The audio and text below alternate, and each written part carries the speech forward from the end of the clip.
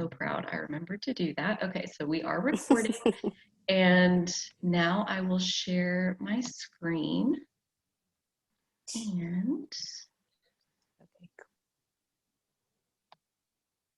we are a go. Okay, so, and I never know what to do with the little faces. I'll maybe try them up there and see how that goes. Okay, so welcome to this space that we are here to share for the next 90 minutes. My name is Carly Wharton, and my brand that I am working to bring to life is Owning Authenticity. That kind of sums up my spiritual practice, my approach with dealing with other people, and the things that come up in my life. And under that, there are lots of different things that I do.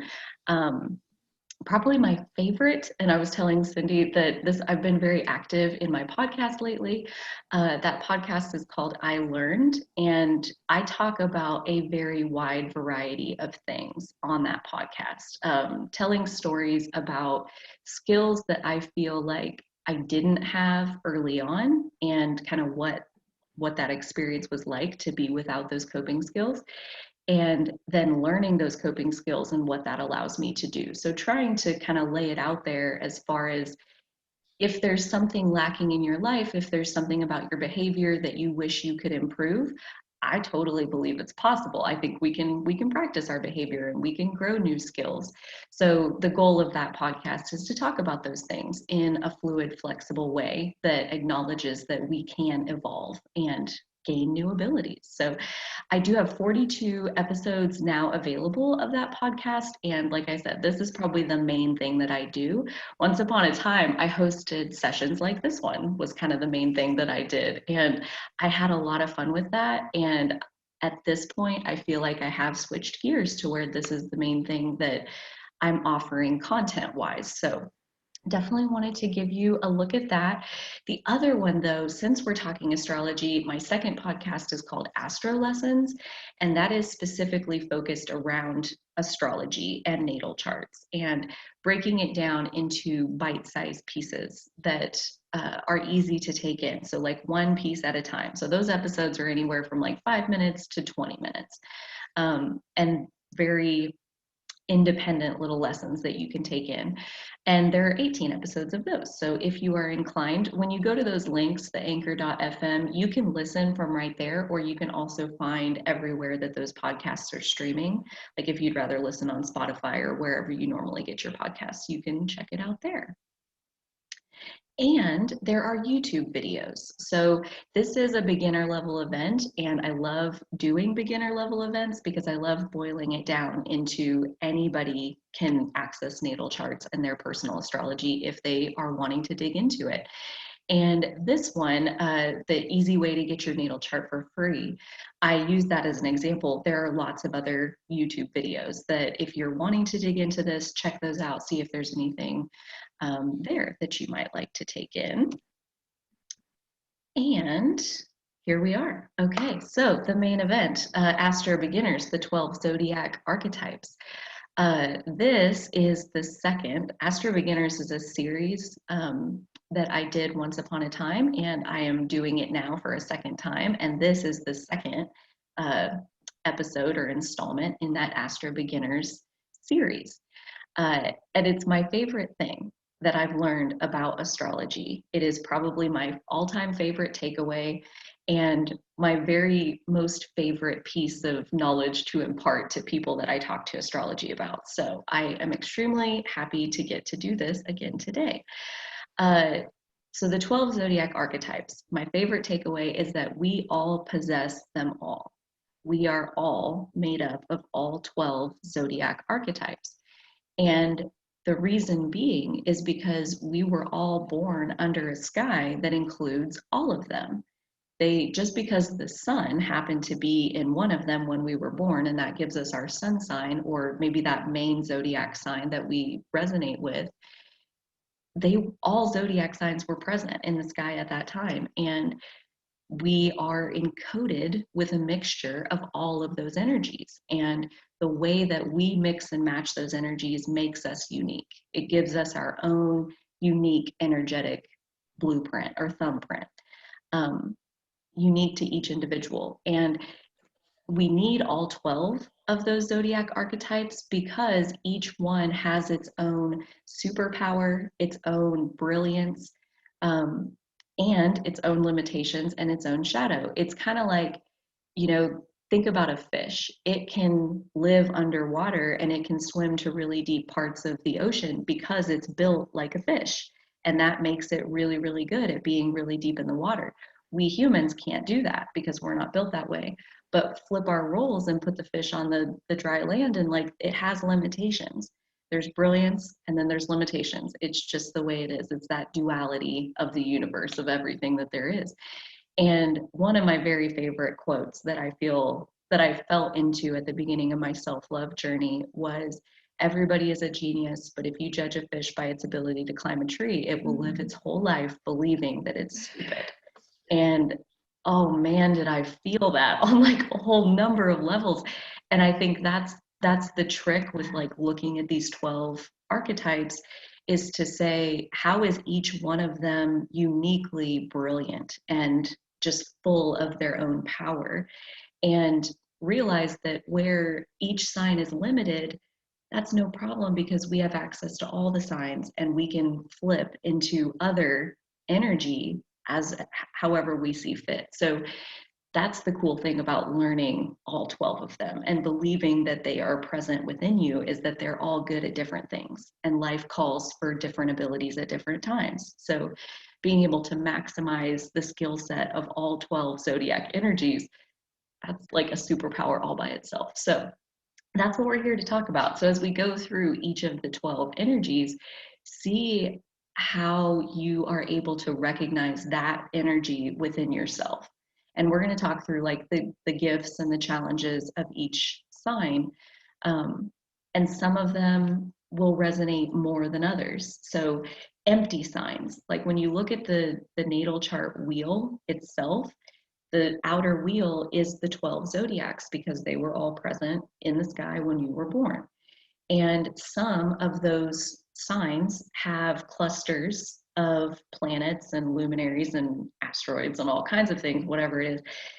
Some signs have things in them. And some signs, like this one, Aries, in this chart, doesn't have anything in Aries. So even then, it's easy to say, I don't have any planets in Aries, so I don't have Aries energy. I don't necessarily subscribe to that idea. I look at it a little bit differently. Like, consider this natal chart wheel. It's all of these different energies that we all possess.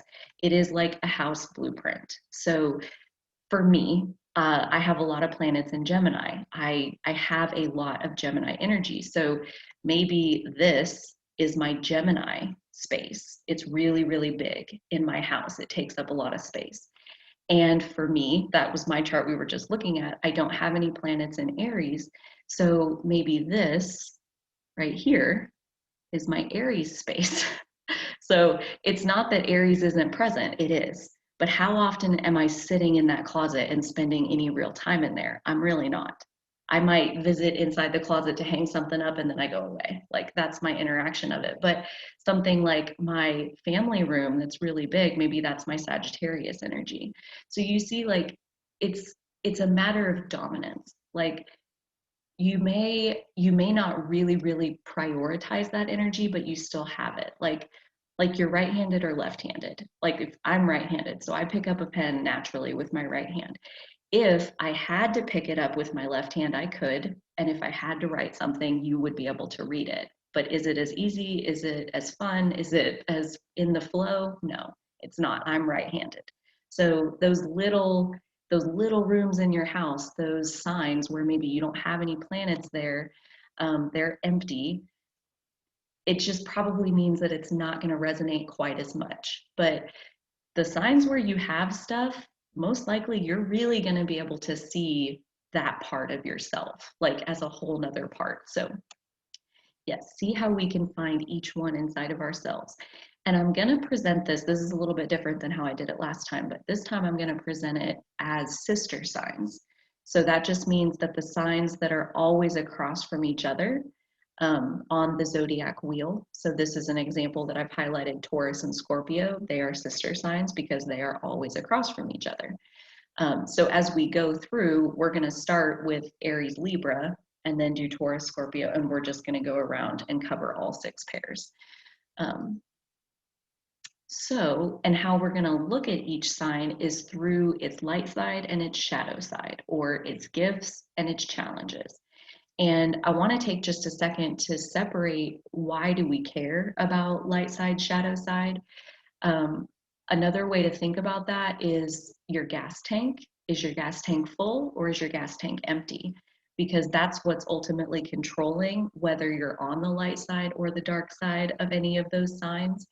If your gas tank is empty, you feel drained, you feel wobbly and insecure, you're hungry and you're longing for things. You feel like you're not enough, you don't have enough going on inside of you, that you're reaching outside of yourself and looking for things. That's all because your gas tank is empty. When your gas tank is full, you are on the rested side of things. You feel worthy, you feel stable, you feel like you have what you need already inside of you. You have that inner security going on. So that's that light side. So we can, I mean, that right there is the whole conversation all by itself. Like, how do you get to the light side? How do you get to this rested, worthy, good feeling place? That's a whole nother thing. But my point is that every single sign has this spectrum of, like, when you feel good, you exude a high frequency of that sign, and when you feel bad, you exude a low frequency of that sign. So everyone has access not only to all 12 zodiac archetypes, but also they fluctuate between being on the light side or the shadow side of each archetype. So we will start with Aries and Libra, and I've added under the sign just for comparison's sake. So Aries is a fire sign and Libra is an air sign. And you'll notice fire and air are always paired together as sister signs, and earth and water are always paired together as sister signs. I've also seen it said that fire and air are the masculine elements and earth and water are the feminine elements. And I buy into that to a point, but then again, we would need to have a whole nother conversation about masculine and feminine energy and all of that existing inside all of us. So anywho, back on what we're doing here. Aries and Libra. I've also added these little sayings below. The sister sign, each sister sign pair, it has such a similar intention, like a base level soul intention, and yet it almost like it acts it out in completely opposite ways, and yet it all basically finds its way back to the same soul intention. So I find that fascinating that they have so much in common, yet they are so opposite. Sister signs. So for Aries and Libra, what came through was true harmony. And that is that soul level intention. And again, they acted out in completely opposite ways because Libra is very concerned about the harmony of the group of people around them, like the social setting that they're a part of. Aries is very concerned with the harmony within themselves and not going against the flow of who they are. So they maintain inner harmony. Libra works to maintain outer harmony. And again, that's a perfect example of why you would want all 12 zodiac signs, because there are times where we need to work on our own inner harmony. There are times when it's good to play the social mediator who's making sure everyone feels included in the group that we're here to create. So they both have their moments to shine. So we'll dive more deeply into Aries. It is the I am sign. Like I said, it's very internally focused at what do you want, like your personal inner self. It's a cardinal sign. So cardinal, fixed, and mutable, those are the 3 modalities for signs. And so cardinal is the beginning of each season. Fixed is the middle of each season, and mutable is the end of each season. So cardinal signs, the beginning of each season, those are very good at starting new things. They are full of enthusiasm for creating on a blank slate. They have the gusto and the passion and the belief and the quick decision making typically that's required in launching something new. And that's one of the things that Aries is the best at out of most all the signs, is that they are pioneering, and they're able to do that because they have belief in themselves, they have belief in what they want, they believe that they deserve what they want, which is I would say the fire signs have that in common, where they're very good at getting you what you deserve. They're very aware and monitoring what you deserve. And that's where, like, when we're not getting what we deserve, sometimes we get angry. That's our fire coming out to protect us and show up and make sure that we get what we deserve. Um, Physically energetic, that Aries energy, because it's fire, because it's internalized, it tends to produce like a lot of literal physical energy. So these people tend to work out every day. And, you know, that's another, like, if you're trying to get more physical in your life, like connecting to that Aries energy can be a place to go to find the actual physical energy needed to actually do the exercise. Um, they also have an independent sense of self. And so this is really how Aries energy maintains its harmony. It basically doesn't give two shits about what anybody else thinks about what they're doing or what's going on. They don't pay attention to any of that. They have what is going on inside of themselves, what they want, and where they are, and how do they get what they want. Like, that's an Aries focus. And there are a lot of the other signs that would say that that is self-centered or something along those lines. And they are, and it's part of their superpowers. And typically the people who are rubbed the wrong way by Aries self-centeredness, they're probably on some level reaching for a little bit of that power themselves. They're missing that self-empowerment, that permission to just do what they want to do and be who they want to be. Um, so that's really Aries' superpower, is that they are very good at getting what they want. So again, if you're trying to tap in to get what you want in this life, Aries is a great place to start for that. Like we said, you know, either you're built like a fish and you're good underwater and not on the surface, or whatever. Like, Aries has its limitations because they have such an independent internal sense of what's going on. They aren't the best at collaborating with other people or working other people's ideas into what they're doing. They just, like, in general, aren't great at soaking up information from the outside world, because their focus is, what do I want? Where am I? How do I get to what I want? So that single-mindedness is great because they're very good at getting what they want. But then when it's time to collaborate with other people, they fall short. But that's okay, because we all are all of them. So when it's time to collaborate with other people, Aries energy is not the place to vibrate for you to want to make a good connection with others, where you're hearing them and you're sharing information. That's not in Aries wheelhouse, but that's okay, because there are other signs where we can dip into those signs when we need to do those things. So some of those other shadow, like, terms, short-tempered, again, because they have very little patience for waiting around while they're not getting what they want.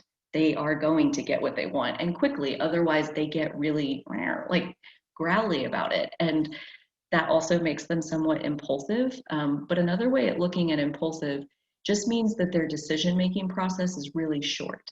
And again, where a lot of other signs would look at that and say that they're impulsive, they're like, I'm not sitting around milling over 80,000 different options. I know what I want and I'm going after it. So it's a clarity of yourself and knowing what you deserve and what you want to get out of it that allows you to have really quick decision making. They might come off as aggressive, a little bit, like I said, most fire signs on their shadow, they are fire, they're hot, and they will burn you. So stand back and proceed with caution. Yeah, I think that's good. I'm going to go through each sister sign, and then if you guys have questions about each pair, we can definitely chat through those. So on the other side of this end of harmony is this group harmony, and that's where Libra just really shines. It's also a cardinal sign because each set of sister signs, they share the same modality. So it's always cardinal, cardinal, fixed, fixed, mutable, mutable. Um, so justice and equality, the scales, that's the Libra imagery that's the most dominant. It really does come down to equality and this sense of fairness where it makes them brilliant at social justice and being the glue in a group that makes sure everyone is heard and everyone has their place and no one feels like an outsider. That's Libra. They are just social glue. I mean, they bring people together, they keep them together, they make the overall setting feel better for anyone who's present. So again, that is a really great skill set to have. If you can really tap into your Libra setting, that's a great place to come to if you're like hosting an event or um, yeah, getting together with any friends, really. It creates a really peaceful setting for people to exist in. And that's usually what they get remembered for, is that they're very peaceful. Great at building relationships, very, very likable individuals. So again, if you're trying to be likable, Libra is a place to look. We can like look at the superpowers of each sign and say, if that's something that you are wanting to cultivate in your life, see if you can lean into your own Libra energy in this example. Like for me, self-assertiveness is something that I've always struggled with. I really want to learn it. My Aries, which is like the basis for being able to assert ourselves, is empty. And so I'm consciously working towards like identifying more with that energy so that I can draw on it and assert myself more often and stand up for myself when I need to. On Libra, the challenging side. So this is again where when you're built one way, it's hard to be the other way. When you're peaceful, when you're just naturally in this really peaceful, zened out place that feels so good to be in, you really suck at facing conflict head on. You naturally just sweep it under the rug and just pretend like that didn't happen and go back to this like really peaceful place. So there can be a tendency to bottle. It's also an air sign, so you're naturally detached from your emotions. You're existing in more of an intellectual place. So it's really, really easy to just like take your emotions and pretend that those aren't happening. So that's really, really good to be aware of, is that Libra can get caught into not really having their own sense of self because they're so focused on the harmony of the collective, the harmony of the group. And that's where you can exist there for a little while, but typically then we need to step out of that and get back to, what do we need? What are our needs? How do we take care of ourselves also? So that's kind of the shadow side to Libra, is that they're they're pretty slow to make decisions, usually, again, because they're an air sign and they consider lots of options, and they're in that place of like total balance. So they're like, well, I could see it like this, but I could also see it like this. This would be good for this reason, but this would be good for this reason. And that's what their decision-making process sounds like. So again, if you're trying to make decisions or a quick decision, then look to other energies. I think that's pretty good. Any questions on Libra, Aries? Feeling okay, yep, feeling good about that. So next we'll go to Taurus and Scorpio. So Taurus is the earth sign, Scorpio is the water sign. And for this one, I see these two as true power. And again, they're coming at it from very different angles, but that is their soul level, like what they are about, what those energies are for. So Taurus, these are both fixed signs also, the middle of the season, middle of spring, middle of fall. So Taurus is, the gift of them is that they are probably the most secure, most like inner secure sign that there is. They are like energetically, vibrationally, to me, they feel like a giant boulder of like, they just are what they are and they exist, and everything else just kind of exists around them, and that's really it. They are very stable in their own values. Kind of like Aries, in Taurus, we we just naturally don't pay attention to what other people are doing because it doesn't matter. Because really the only thing that matters is, what do you want? What are your values? What are your goals? What would help you to feel better about your life? And pay attention to that and work towards that and do that and leave everyone else to do what they're doing. So that's one side of it. The other side of it, because Taurus is ruled by Venus, it's also associated with physical beauty, with luxury, with our five senses, uh, experiencing the world through like a simple place of satisfying and pleasing your five senses. Burn a nice candle because it smells nice. Put on special lotion because it's your favorite scent. Or, go to an art museum because you really like that style of art. It's like, just live for the simplicity of pleasing your senses, of living your own personal luxurious life. That's very much the basis of Taurus. So it's a very zened out place to be. Like when I think bliss, I go towards Taurus because it's just easy. It's very, very, very easy energy to be in. The shadow side is that, again, very resistant to change, very not really great at collaborating with other people, very stubborn, very heavy, and very slow to move, slow to change. And in their probably like some of the lowest frequency Taurus is that they can be materialistic. They can, like, going back to that true power spectrum, Taurus is absolutely coming from the side of material power and associating money with power. And if you have a lot of money, you can throw money at a situation and you can get whatever you want, which is basically true. But your soul is not fulfilled in that place. And a high frequency Taurus, or like this light side Taurus, knows that and is satisfying their senses. They're not making money to make money. They're making money so they can afford the nice, yummy food that they like, and the comfy nest that they need, and the nice vacations where they get to really pamper themselves. It's not necessarily about the money. It's about the experience that the money buys. So that's Taurus. It's a really, again, a really nice place to be, nice place to spend some time. This is like the porch. Like go out and like have an iced tea on the porch. That's like Taurus energy. Just like chill and feel good about your life. Scorpio, the other end of that true power spectrum, they're a water sign, water being linked with emotions and intuition. So their power is more of a spiritual power. It's more of like a raw emotional power. So their highest gifts are their super deep emotions. When I think Scorpio, I think they want the truth. They are not afraid of the truth. I think a lot of people might be able to say that they want the truth, but they're afraid of what it might be. Scorpio is not afraid. They will face whatever darkness is required to get to the truth that they seek. So they are typically very, very deep into their emotions. Because of that, they're all, like, Scorpio energy is also really introverted.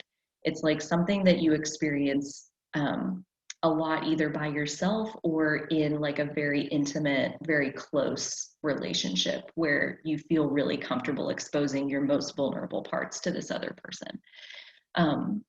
Investigative skills, again, because they won't stop until they figure out the truth. Influential is the gift.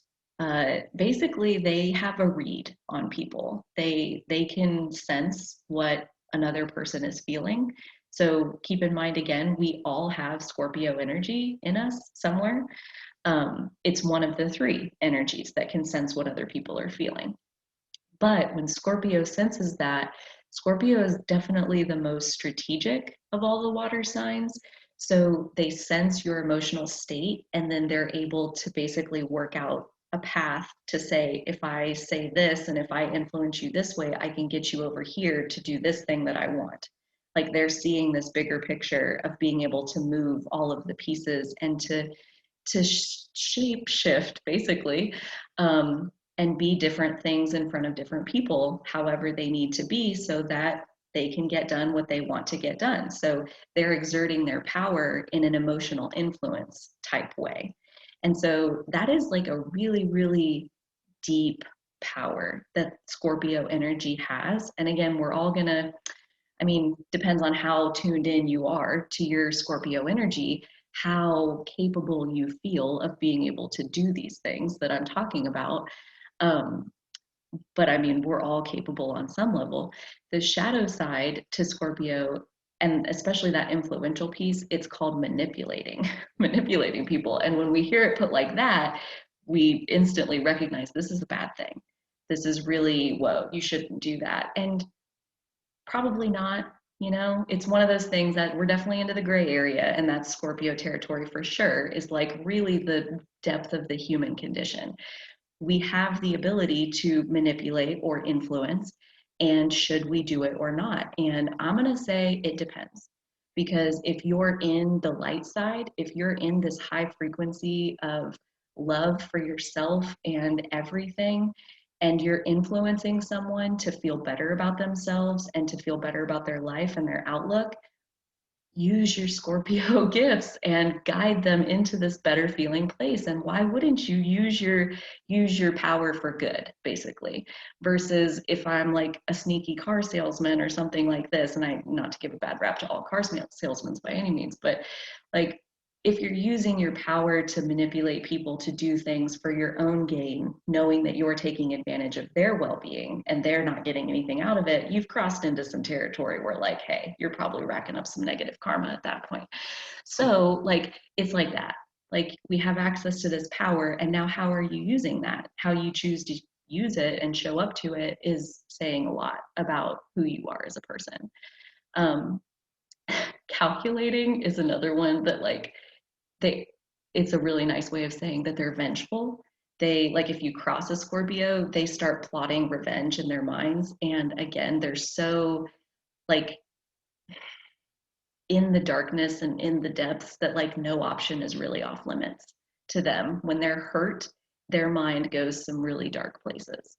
So if ever you found yourself like wanting to slash your boyfriend's tires or like throw something at him or what, like you're plotting harming him, like I'm going to say that that's probably normal Scorpio energy playing itself out. Like, no, it's not great. It's not a great sign, you know, but is it necessary for where you are in your right now reality? Yeah, it is. It's part of how you're healing, part of how you're getting through your moment.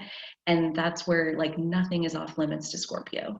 You can never shock a Scorpio. You can't get too dark or too deep for a Scorpio. And so if you're trying to do shadow work, that Scorpio energy comes in really handy so that you can look at yourself and some of your behavior or mistakes or whatever you want to call it, and you can see it with a kinder sense of that's where I was at that time and that's what I did, that's how I coped. And you know, I didn't slash his tire, I thought about it, but I didn't actually do it, and that's a good thing. You know, our mental imagination, it's there to help us process things without actually having to live it out. And again, that's where Scorpio energy can be really helpful because it just understands that deep dark self.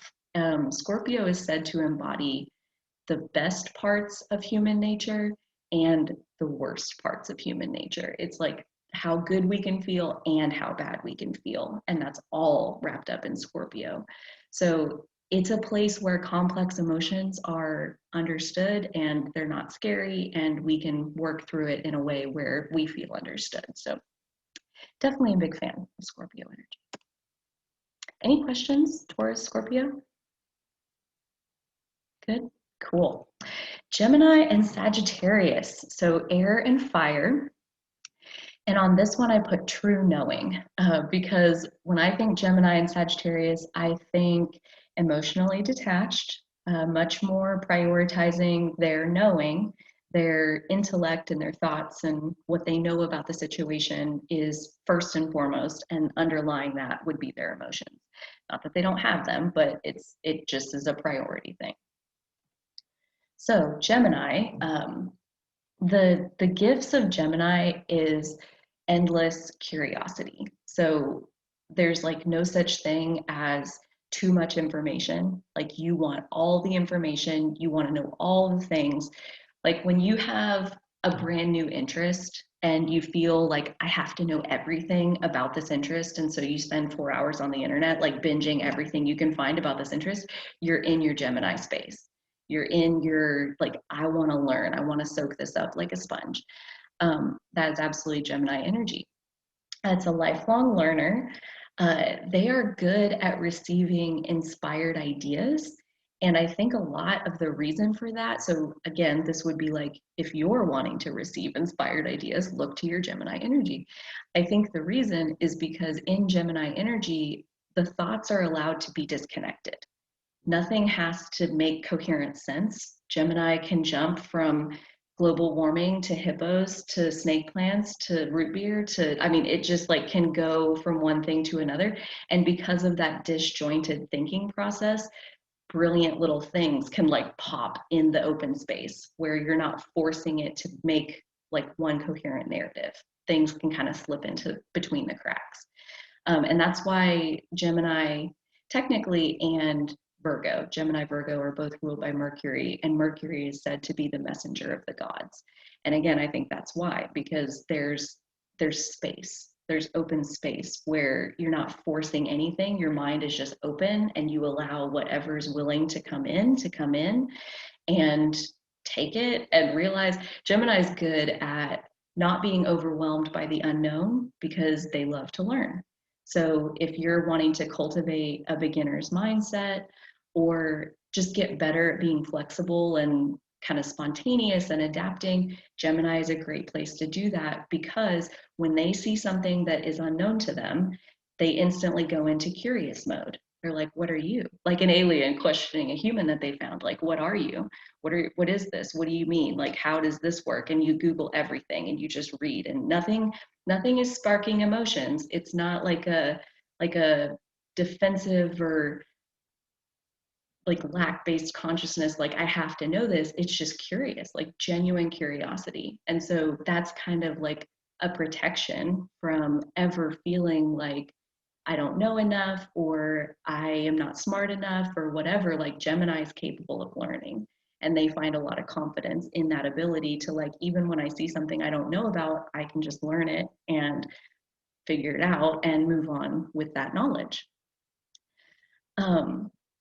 The challenges, so when you think of like being built like that, where all the thoughts are totally disjointed, you're disconnected from your emotions, like you just allow whatever's coming up to come up, you get called flaky. You get called like, you said this one day and then you said something different the next day. And it's like, well, I mean, I got a lot going on in here. Like the thought space is just open and it gets to be whatever it gets to be. So you can definitely bounce in a wide area where people looking in from the outside, they're like, you don't make sense. You're not coherent. You're doing this and then you're doing this. Um, Restless is another way that that's termed, two-faced, and needy for external validation. This one's really interesting, and this is a huge one that separates Gemini and Sagittarius because Gemini is, going back to the gift side of extremely observant, the shadow side of that is needy for external validation. They so love to learn that in the absence of external stimulation, like if there's no people around, they like start to spontaneously combust a little bit. They're not really good at being by themselves. They need people because they kind of riff off of other people. They bounce and they react to what other people are doing. And so, yeah, that's needy for external validation. That's why they're usually called social butterflies. And Gemini is typically thought to be a really extroverted energy where you want to visit and spend time and talk with lots of other people. So again, spending time by yourself can be really challenging in that energy.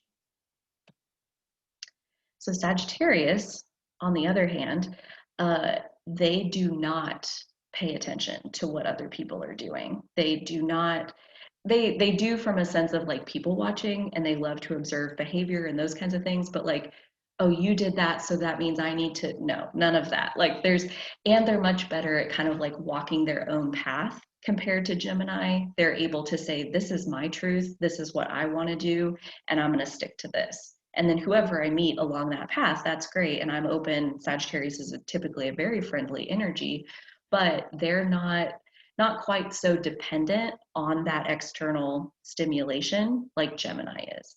Gemini is collecting information from the environment all the time. That's that process. So when there's not much going on in the environment, Gemini starts to spin out of control. Sagittarius, though, can be by themselves if they need to be.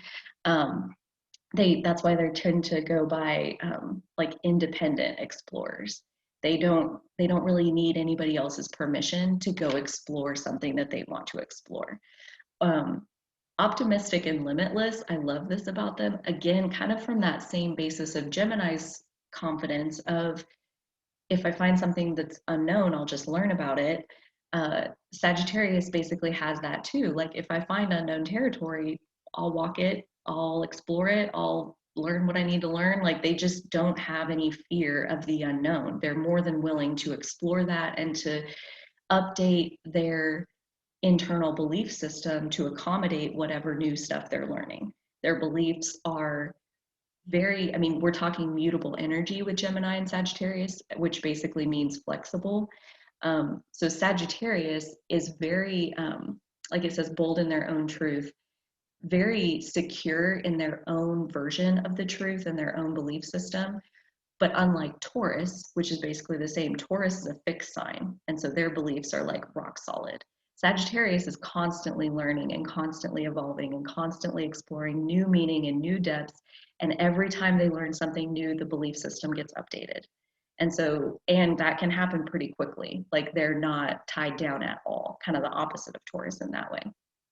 But still very, very secure and very much like, I don't care what society's truth is. I want my truth. I want to know what I believe. And I want to learn the lessons for myself so that I can come to my own conclusions. So yeah, that's a beautiful, oh my goodness, so beautiful. Like, being able to know your truth and speak it unapologetically. Big fan of being able to do that and practicing that. Obviously, the shadow side, they get called tactless because they tend to be very blunt and honest, because the truth just is what it is. And, you know, just here's the truth. And they don't spend a whole lot of time thinking, like, how should I package this so that I don't offend someone? They're like, if they can't fucking handle the truth, then get out of my face about it. Like, that's more the Sagittarius mindset, is like, it is what it is. Here's my truth. So again, depending on the situation that you're living, if you're, you know, comforting a grieving friend, Sagittarius energy, not the one you want to bring with you. Like, you're wanting to just slow it down and be softer. And the truth is, you know, maybe the person died by their own hand, but you don't need to tell them that. You don't need to show them what the truth is. You can just listen. You can just like give them a hug. You can probably bring some water energy and comfort your grieving friend. Sagittarius, not the one that you want in that circumstance. So, but it has its high points. Like, you know, let's say you're in a performance review with your boss, and it's time for you to advocate for yourself and stand up for yourself and talk about, like, here's the growth that I want to do in the company, and here are other positions that I see that I would like to try. And like, you're speaking your truth, you're trying to advocate for yourself and get somewhere. This is an energy that you can dip into, where it's very secure and able to stand up for themselves. Bad at listening, like all fire signs. Most fire signs aren't very good at listening. Again, because it's a passionate energy, and a passionate fire energy that's really all about getting what you want. And what you want has very little to do with what other people are saying. So not really great at listening. And younger Sagittarius energy tends to believe that it's my job to tell people about themselves. Again, because they speak truth.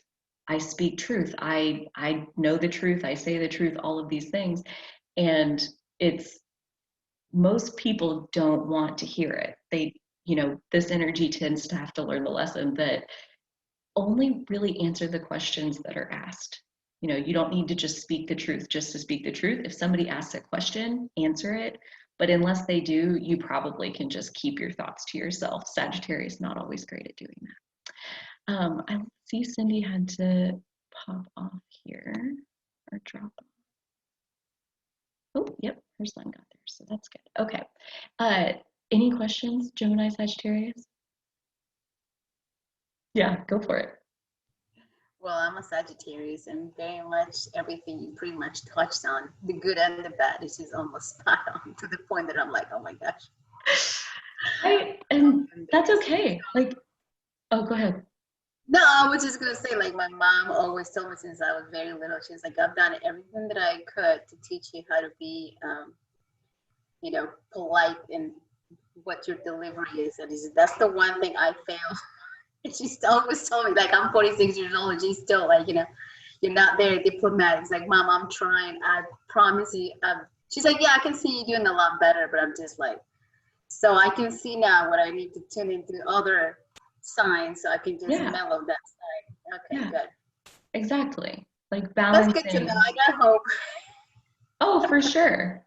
And I feel like it's just such a helpful context to know where to look. Like when you want to be more diplomatic, you want to be better at listening, you want to be like whatever the skills are that you're wanting to build, you look into that sign. And for me, like as I read about the sign and just even kind of take in the information about it, I start to find examples in myself where I'm like, oh yeah, I am like that. Like I can definitely Mhm. see where that does come up, maybe not as dominantly as this one, this is just kind of my go-to. I do it without even thinking about it. And that's Yeah. where really leaning into and owning the gifts is just an important part of the process because each sign has its own independent, unique brilliance. And Sagittarius has these gifts that other signs don't have. And you do these things without even thinking about it. Like you Yes, don't have to very work for much. the skills at all. The honest and direct thing, I gotta say, like I'm jealous because that is absolutely something that I have to practice on purpose. And my stomach is in my feet when I have to actually physically do it. And I hate it. I hate having to like speak directly to the person's face. I close my eyes even picturing it. So that's something that you have. That's just one example of like you have it without even having to work for it at all. And to Yeah, really own that, is a good thing. Plus the but stuff I that think you want to get better at. no, I need to get better at it because for the most part, as much as I know, like I hide that side of me because I've been told that I can be too blunt and too direct and too like, like you said, like if a friend's telling me her problems, that I'm not the person to go to because I'm looking at she's crying and stuff, and I'm looking at like I already know how to solve the problem. Like I'm not into the emotions. I'm like a problem solve. Like I already know what you need to do. And I was like, okay, just finish crying so we can just go tackle it. So it's just like defeats the purpose of her just coming to me, but at the same time, I'm like, I can't help it.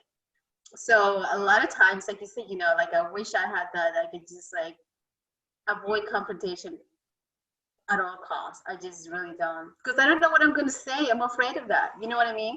So I think my question would be like, if I were able to tune into other signs to just kind of, because I think, like you said, it's such a good power to have, but without any control, you're just shooting fire.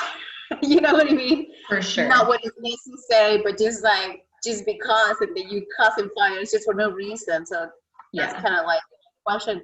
So if we get more in depth into just learning and studying more, we just kind of like learn how to like use my powers for good when it's needed, For you sure. know, doses. And yeah, that was very interesting. Okay, that's good to know.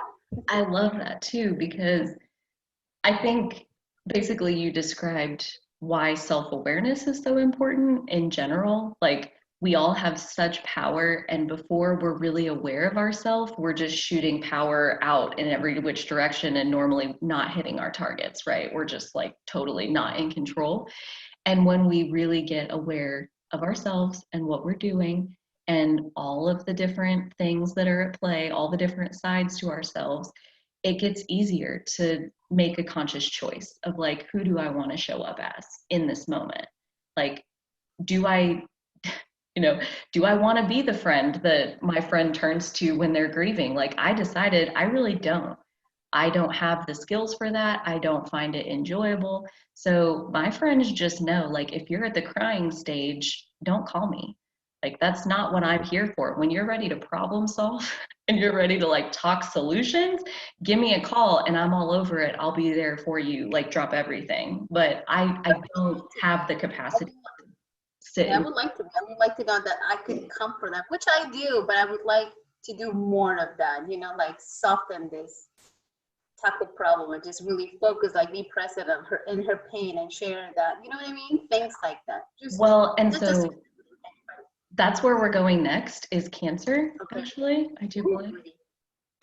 Okay. There we go. Yes. So Cancer and Pisces.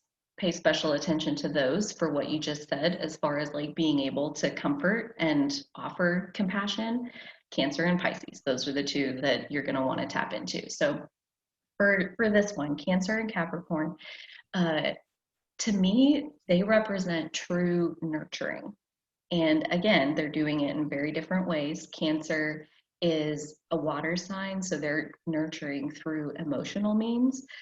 And Capricorn is an earth sign, so they're nurturing through practical, physical, tangible means. And we'll get more into what each of those mean. So, Cancer is the I feel sign, and it is also a cardinal sign. So, like we talked about with Aries, good at starting things from scratch. And typically, Cancer, what they want to start and create from scratch is a family. That's really what Cancer energy is about. They are great listeners. They are empathetic. They are able to sense the emotional needs of others without others ever saying a word. They can just read body language and the look on your face, and they instantly know how you feel. And Cancer energy is able to know, what can I do? What can I offer emotionally to support you with where you are right now? Cancer energy just does that without having to really think about it.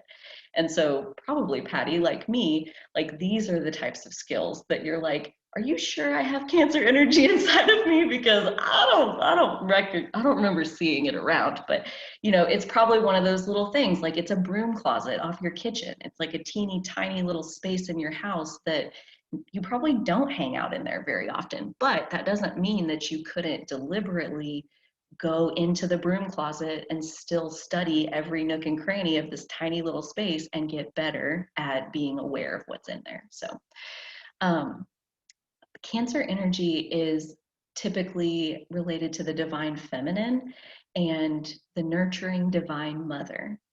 And I also take it one step further to say, to connect it to our inner mother. So, not only our ability to nurture others and nurture our children or our spouse, but to nurture ourselves, to have our own hard day and our own hard minute where the worst has happened and the shit has hit the fan and we're in the middle of it. And how do we talk to ourselves at that point? Are we problem solving? Are we beating ourselves up about how we could have done it better? Or are we being our own inner mother where we're sitting with ourselves and comforting ourselves like you did the best you could? You didn't know that that was going to happen. And we talk to ourselves the way that, you know, you would talk to your friend if your friend called you, you know? And so practicing being good at soothing other people is really a matter of practicing soothing yourself.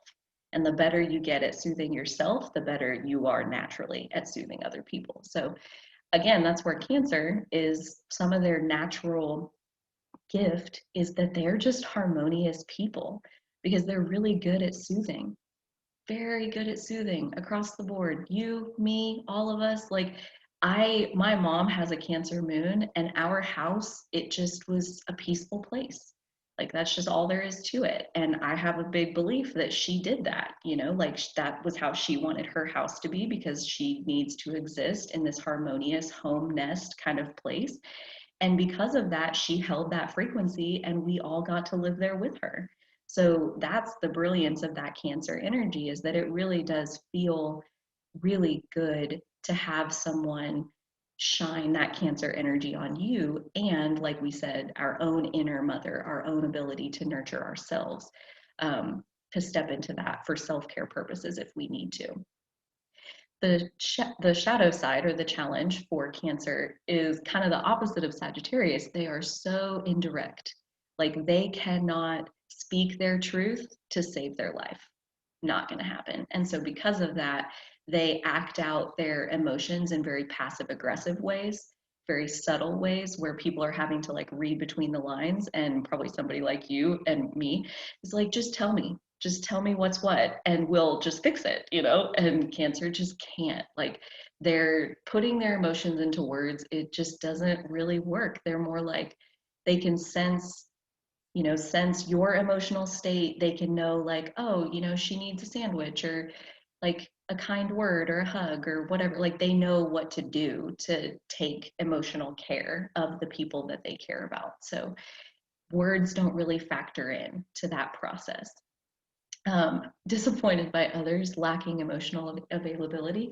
This is probably one of the most common things that I hear from Cancers when they are like complaining about their situation, is that other people aren't as emotionally available as they are. And that's probably a fact because that is like their superpower, is that they're emotionally connected. And so unless the Cancer sun person, typically Cancer sun, is like married to another Cancer sun, they're probably feeling like their partner doesn't have the same ability to feel their emotions as what they could do for them.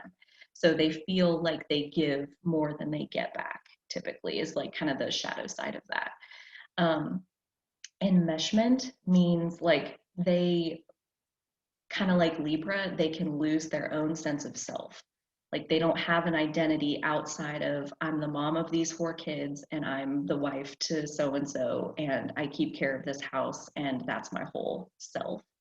And that's as far as their identity goes. That's totally enmeshed with the loved ones that they're caring for. And overwhelmed by emotional energy, basically they're just so sensitive. Like their brilliance is being able to receive emotional energy. And so if they go into a big crowd of people, or if things heat up really quickly, like that emotional energy can just overwhelm them, and then mostly they'll cry. So like Cancer energy, they cry a lot because they feel so powerfully, and that energy has to have somewhere to go. And so those tears are like a pressure valve, where if you're have heavy Cancer energy and you're not crying on a regular basis, you probably should be. It's not a point of shame. It's a point of like, let that energy flow, because holding it in is just stagnating. And like, that's toxic for our system. We need to be letting the energy flow. So but that also means that, you know, when it comes to conflict, when it comes to a heated moment, they're going to have a hard time having a productive conversation and not having it turn into like an emotional meltdown. So probably not the greatest energy to take with you to a business meeting or some type of negotiating, or like it's like that, you know, like water energy has its place, absolutely, but there's also lots of ways where there are better energies where it's actually not a bad thing to be a little bit emotionally detached. This is the opposite. This is like totally in their emotions and can't quite see past their emotions. But there are times when that's really all you need, you know. Capricorn, the other end of that nurturing spectrum. And this is the divine masculine, divine father, inner father self. Um, and their main gift is that, I mean, it's an earth sign, and they are wanting to nurture, but they nurture by building a better world, like one brick at a time. They envision that better world and then they build it. They make a plan, they execute the plan, they pull the resources together, and they create cool things in this world for the good of the collective. So Capricorn is like that provider type fatherly energy. Um, it's creative and determined, realistically ambitious. I like that one because like I said, they're envisioning a better world. They are open to change and to growing, you know, like unlike Taurus, the earth sign that's just like fixed, like they know what they know, they're really good there. Capricorn knows what they know, but now they're like, okay, so now how can I make it better? How can I build something that's even better than what we have right now?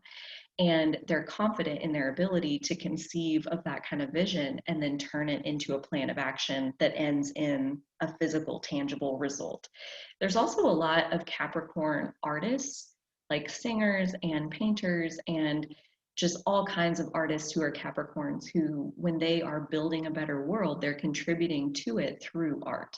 They're, you know, writing books and they're putting things out there that are physically tangible in that way.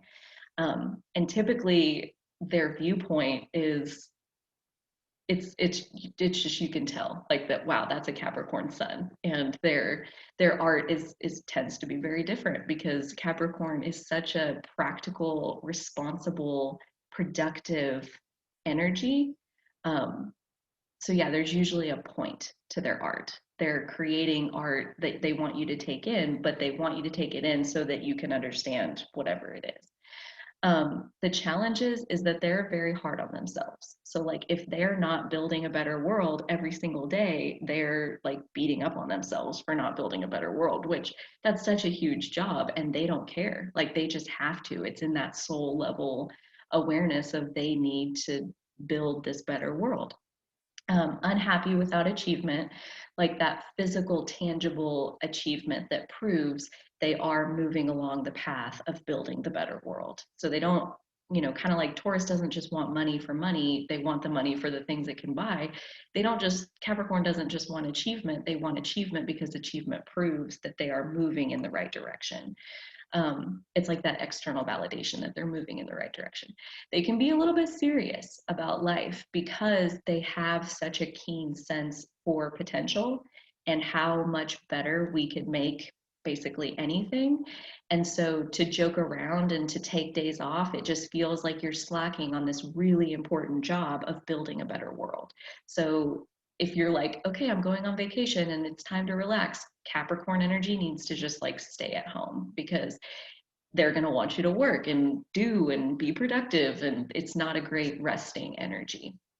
And emotionally shielded, that one is, you know, it's like the masculine energy, take your emotions and channel it into something productive. Like you love your family, so you work really hard and you earn a salary to pay for the housing and the schools and the clothes and the food and the that's how you show your love. You don't just say I love you, you prove it through physically tangible means. So again, if you're trying to really emotionally connect with someone, Capricorn energy, not the greatest one to use. Okay, Leo and Aquarius, true self-expression. So Leo is the gifts of Leo. Leo feels like sunshine. Leo is actually ruled by the sun. And so when it comes to likability and self-love and being loved by yourself and loved by others, Leo is the place to go if those are any of the things that you're working on. They are a natural born fun leader. Leo is like Leo probably has the most fun out of any of the zodiac signs. Sagittarius is probably a close second, but Leo like insists on everything that they do being fun. So that's why they make really good leaders and they're very likable because every time you're around them, you're gonna have fun and you're gonna remember them as being a fun person. So they also have this like soul level drive for self-expression. They have to paint their picture, they have to sing their song, they have to tell their story, they have to do that. And so if you have heavy Leo energy in your chart, like you can think about that like performing. You have to do the thing, whatever your act is, you need to do it. And if you have heavy Leo energy and you're not allowing yourself to do your act on like a daily basis or a couple times a week, your energy is going to stagnate. Just like if a Cancer's not crying, if a Leo is not self-expressing, their energy is backing up inside of them. So like I only have my moon in Leo, that's it. That's the only planet I have there, but that's a really personal one. and I do events like this, and I have a podcast that I talk on every day. And, like those are my ways of my Leo energy needs to stretch its legs. And so we indulge in ourselves. And that's how we indulge in our Leo energy. We allow ourselves to shine and be seen. The shadow side, I love this top one, easily disappointed by reality, because Leo is so artistic, so inventive, so like in their imagination, and with all these ideals and all these like beautiful things that they want to create. And then what they're actually able to achieve in reality is typically limited compared to their imagination. So they're typically happier in their vision than they are in the final reality version. Overbearing because they're a fixed sign. They tend to be bossy. They tend to really just need to get their way. And I can totally vouch for that. Needy of attention, that's like, the purpose of Leo energy is to shine. And typically that requires people to watch you.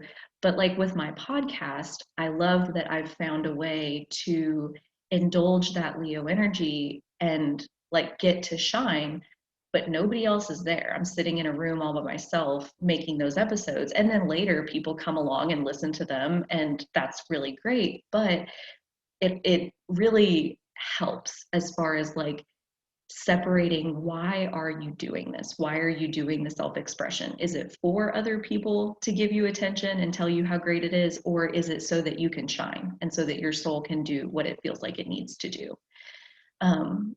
Traumatic, explosive temper, and codependent. The codependent also, because you typically need the attention. You need the feedback of like, oh, you did so good expressing yourself. Yeah, that's Leo.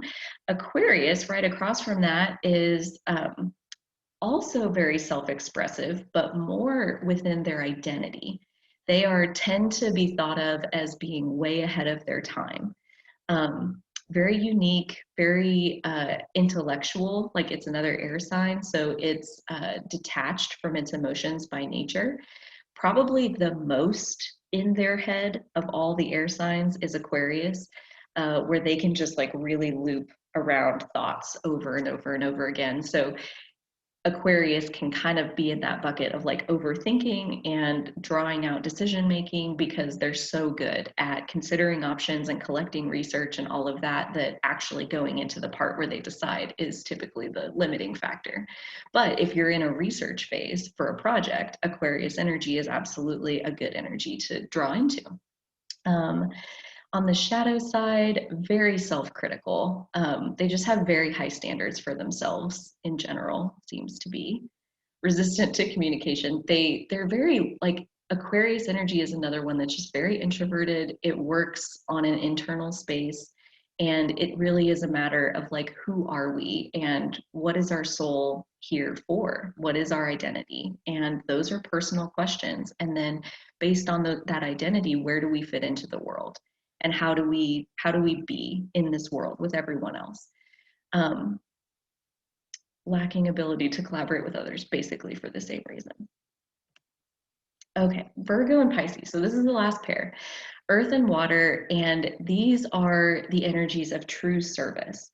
And basically their soul mission is to be of service in this world, and their like soul lesson is to learn how to rest and how to take good care of themselves so that they can be of service. That seems to be like the cycle.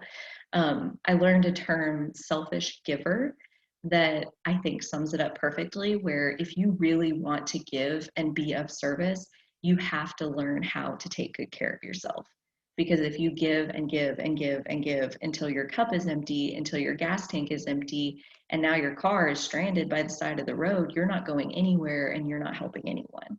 So we have to keep an eye on ourselves too. And so self-care comes into this conversation of service as like the lifeblood that allows it to be. The better care we take of ourselves, the longer we'll be able to be of service in this world. So Virgo is the earth sign. Again, we're back to mutable energy. So these are very flexible, responsive energies. Virgo, the earth sign, it's like the perfect like the perfect project manager, the perfect assistant, the perfect job foreman, like take tons of details, pull it together, accomplish 100% of the details, check them all off, and make it look super easy and precise. That's Virgo energy, like just so on top of so many details, so reliable. They are, because they are living to serve, you can literally hang your hat right there on them. If they say they're going to do it, they're going to do it. They'll make it happen, because the shadow side in them is that they are perfectionist. They absolutely strive for perfection. And then again, when they don't meet it, they beat the hell out of themselves typically. So that's something to be overcome, is like accepting that really there isn't even such a thing as perfection. So learning how to say, I did a really good job and I'm satisfied with that. That's kind of a challenge when it comes to Virgo energy. They're, yeah, living to serve. I mean, they're, you want a Virgo on your team every single time, and a Pisces for that matter, because they're very similar. Just where Virgo here is working on an earth frequency, they're doing like physically tangible things. Pisces, kind of like Cancer, is working in an emotional space, and they are living to serve by helping to handle emotions, handle desires, handle dreams, handle intuition. Pisces is like the limitless sea of collective consciousness that we are all part of. I mean, it's vast and limitless and full of that energy that we all come from. And Pisces is a place where we all connect back to that thing that is greater than all of us, that like we're all interconnected. um, they are very full of imagination, endless compassion and wisdom. So again, when you think of like Cancer and Pisces, I would say Cancer is better at empathizing with people. Like if you're wanting to get into a person's pain with them, Cancer energy can do that. They can literally feel what the other person is feeling. Pisces more understands the emotion that the other person is feeling and holds compassion for it, which is to say, maintains their own positive space while they totally and fully allow this other person to be at whatever space they're at. So, holding compassion versus empathizing, very, very different skills. Both come in handy. So, that's why we have both. Selfless service of the collective. Again, that sounds really great. And, you know, I have a decent chunk of Pisces energy, and it's like a haunting knowing that I am here to do good, that I'm here to help. And the natural challenge with that, the shadow of it, is that you give and you give and you give and you give and you give and you give and you give, and you have to learn when to say enough is enough. And right now is time for me to go recharge my batteries and to take care of what I need. So Pisces, Virgo, both of them, they're so much focusing on being in service to others that their own well-being can slip through the cracks. And that's where stepping back into our Leo energy or our Aries energy or Sagittarius, even, I mean, Taurus, even, those spaces where we are fully just within ourselves. That's all that there is. Nobody else. The world doesn't exist. Mass consciousness doesn't exist. Our families don't exist. We just are. And we are allowed to feel good and to have what we need to function in this world. So that self-care is absolutely necessary, and even more so for Virgo and Pisces, because they give so much energy in this world that if they're not finding a place to source that energy for themselves, the cycle of burnout that you hear when you talk to heavy Pisces or heavy Virgo, it's like I gave and gave and gave, and then I crashed and I burned out, and then I had to recover for however long, and then I got back to it and I gave and gave and gave and gave, and then I burned out and I crashed and I had to recover for however long. And you know, you would think that the pattern would reveal itself, but it seems to not, because Virgo Pisces is so dominantly aware of being of service. And if they're not, they get really hard on themselves really quickly that they're not doing enough to help others. So I think That's it. So I do, like I said, I have the podcast. If you like astrology, if you want to learn more about the natal charts in little bite-sized pieces that hopefully make it easier to build your knowledge there, check that one out. And iLearned is a much broader conversation, really running the gamut on all kinds of things. So definitely check that out too. And that's all I got. This has been recorded, so I am going to put the recording on the YouTube channel. Um, do you have any questions before we go? Since you're here, I'm happy to answer anything that you're wondering about. I think I'm gonna look into your little lessons that you have. I would definitely like to know more about it. And I think you do readings for people individually. Yeah, so once upon a time, I did individual readings. Now what I do is offer a package of 4 readings. And Mhm. the goal is to take your natal chart and unpack it like one piece at a time. So Okay. really like focusing into each individual side of yourself. Like we just got done saying, we're all 12 zodiac signs. So how can we like really feel into your unique Leo energy and Gemini and Pisces and all of these different things, especially where, like you said, you're wanting to develop some skills like in your Yes. emotional range. So that would be a great place to start as far as looking at, do you have any planets there that could help us to kind of like key into that energy and make it more personal for you? So you can like get a hold of it and kind of get, like we said, like go in your broom closet and look what's in there, spend some time in there. And it's not very big, but eventually when you really do like, you're spending time in there all the time, you're like, hey, maybe I knock out this wall and like make this a little bit bigger. Like we really can expand our skill set. So Mhm. yeah, those emotions, I mean, that would be one place that we could start, is like look at what's in your water energy signs or your water signs. And how do you schedule it? Just go onto your website and just go look at your. Well, so that one, I only take 2 clients at a time because it is kind of a more intensive process, like one-on-one.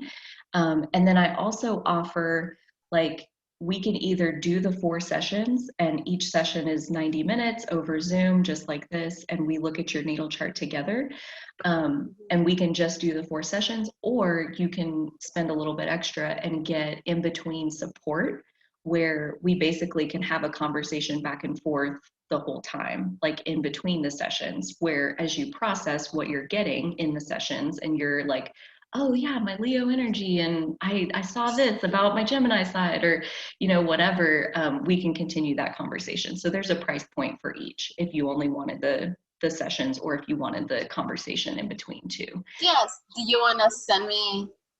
Let me email it to you. Yeah, I have your email Yes. from You the have last all the time. information. Yes, Yes. And totally. what's your availability and what days work for Well, you? and as far as the starting that, I have 2 spots open right now. I just finished an engagement, so I have both Oh, spots open again. So we could start anytime, and I do sessions Monday to Friday, basically, hopefully between 11 to 3. If you needed a time outside of that, we could work it out. no, that actually sounds good right now. Okay, I'm actually cool. like taking a few weeks off. Okay, right on. Well, Yeah, this might be just a really fun hobby to that's what I'm look saying. into some Yeah, things. Yeah, still, yeah. So just send me I whenever will. you get a minute. Just send me information. I'll look it up and just like hit you right back and just see what we can come up with. Totally. Okay, cool. Patty, it was so good to meet you. I'm so glad Yes, you were able to me join. too. Yay. I'm so excited. Yes, I Okay, know. cool. Well, I will talk Okay. to you soon then. We'll see you later. Yes. Thank Okay. you. Okay. Bye. Bye-bye. Bye.